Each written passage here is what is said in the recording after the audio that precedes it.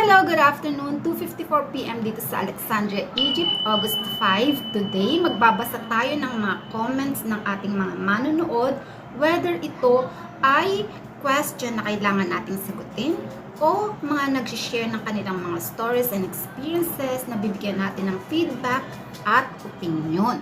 Bago ako magsimula, magpapasalamat muna ako sa mga nagpa-participate sa aking channel, yung mga nagko-comment ng question, yung mga nag-share ng kanilang stories at saka experiences, at yung mga sumasagot sa comment ng iba.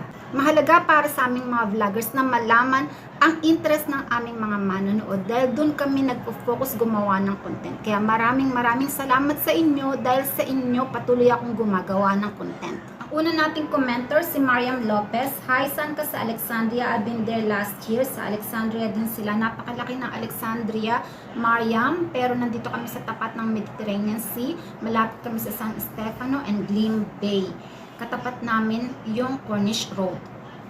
Yung next nating commenter, Reem Ayman. Good morning po. Salamat sa mga information nyo. Egyptian ang asawa ko sa Alexandria.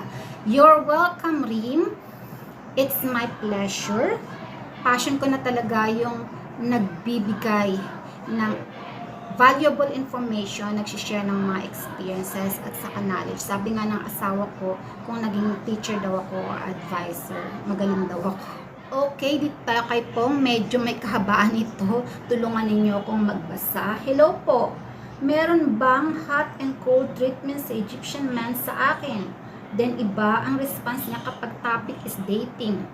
Biglang sasabihin niya, it's up to you. Para bang may jealousy siya pero di siya nagsasalita. Napaka-discreet. Somehow, nagme-message siya to check me in everyday since pareho din kaming busy at work. Tama ba? Na ituloy ko lang casually ang communication namin since bigla siyang nag-step back after 2 weeks na napaka-sweet niya before ngayon casual na lang.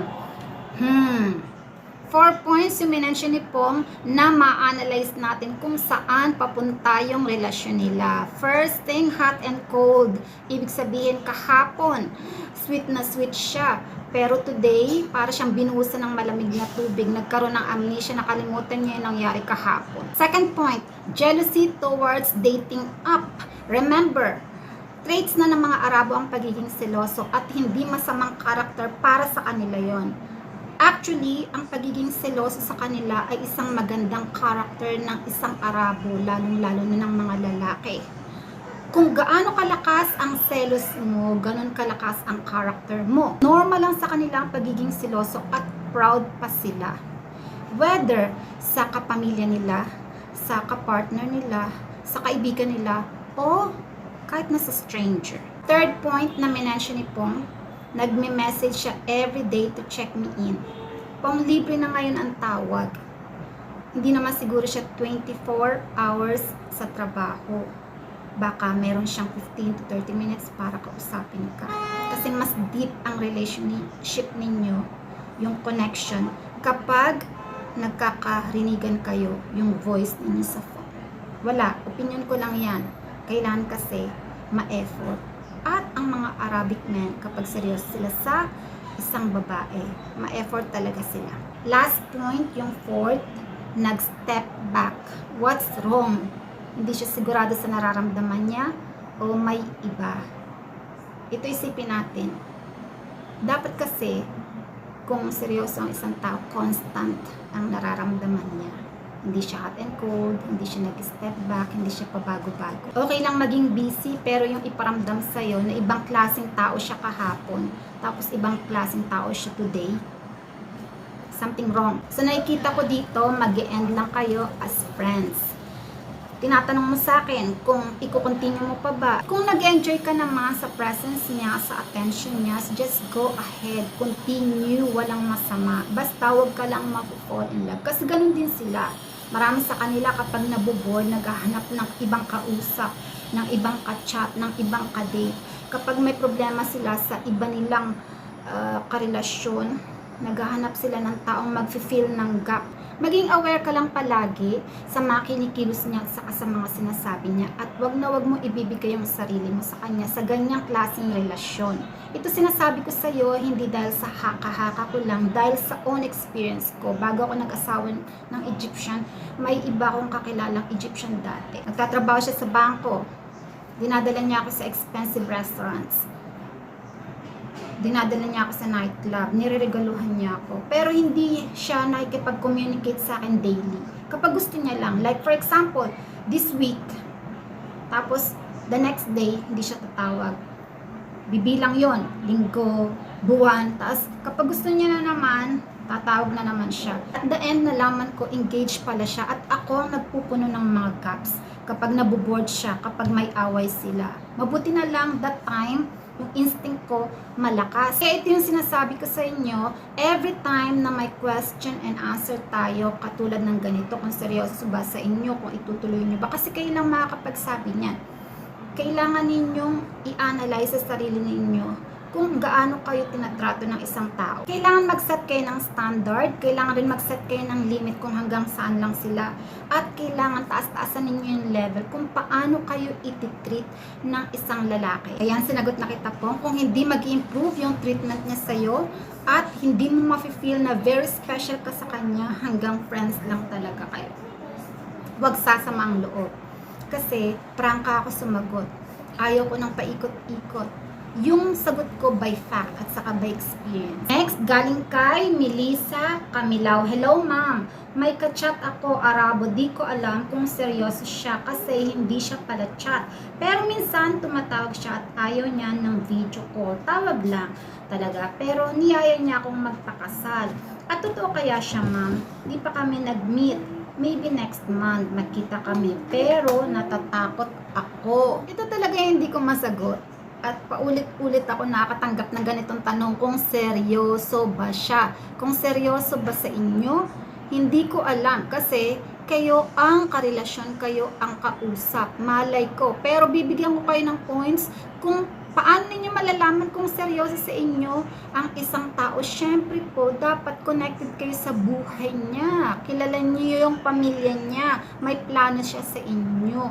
Hindi lang kaagad-agad sabihin, pakakasalan kayo. For what? Hindi nga kayo magkakilala personally, hindi kayo nagkita pa. Pero yung pagkikita ninyo, huwag kang matatakot. Go ahead. Yan yung key. Kapag nagkita kasi kayo, may chance na lalong ma-improve yung relationship ninyo o mag-cut.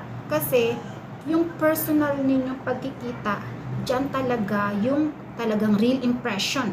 Marami kasing may ka-virtual relationship na nagka-cut yung relationship nila after first meeting. Kasi yun yung same person na kausap-kausap nila through phone, pero sa personal, iba siya. Marami rin naman na sa first meeting nagdi-deepen yung relationship nila. Kaya yung first meeting, very important yan. Basta, wag ka lang papasok, halimbawa, sa sasakyan niya. Kasi ang sasakyan, private property yan. Magagawa niya sa'yo kahit ano na wala makakakita, wala kang witness. Kahit na magreklamo ka pa sa pulis, ikaw pa yung sisisihin.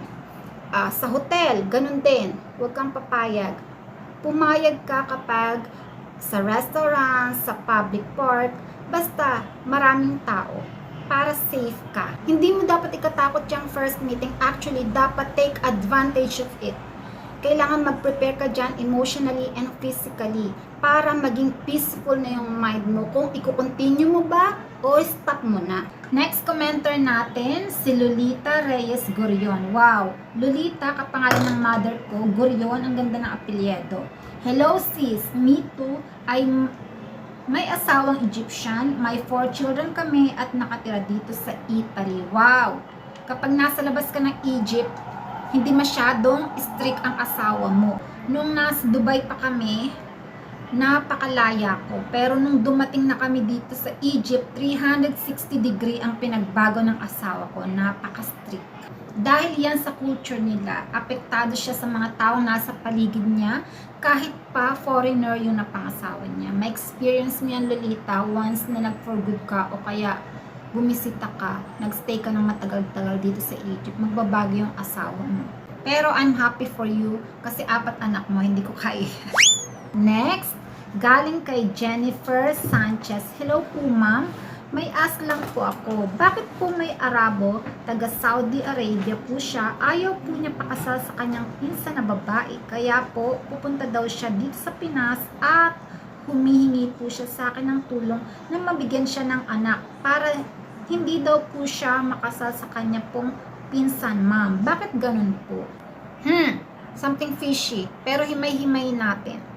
Ayaw niya magpakasal sa pinsan niya.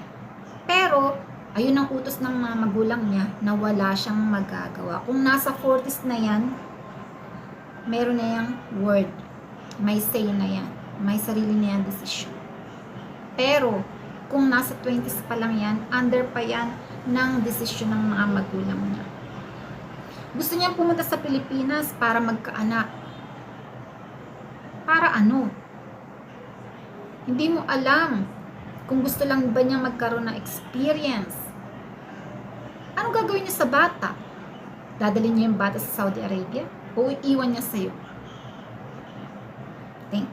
Kung walang kasal, hindi niya madadala yung bata sa Saudi Arabia. Kung papayag ka na bigyan siya ng anak, dapat ikasal muna kayo, kahit nasa Pilipinas lang.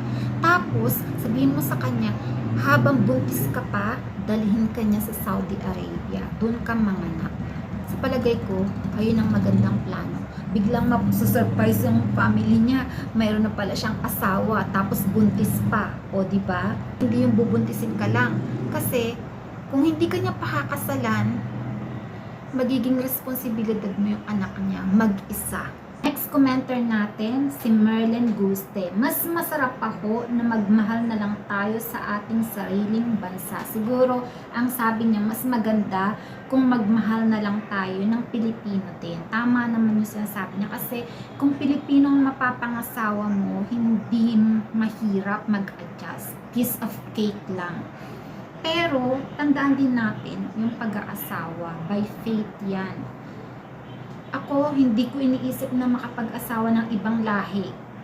May 2 akong Pilipino na nag-try na mapangasawa ko, pero hindi yun nangyari. Meron din akong isang Syrian na akala ko yun na yung mapapangasawa ko, hindi rin nangyari. Last moment, napunta ako sa Egyptian na ayaw kong lahi noon. By faith talaga ang pag-aasawa, by faith. Kaya, hindi rin natin masasabi kung ano yung nilagay sa atin, inihain sa atin ng Diyos, doon tayo mapupunta talaga. Pasensya na sa mga hindi ko nabasang mga comments. Hanggang sa susunod na lang. Have a good day. Bye!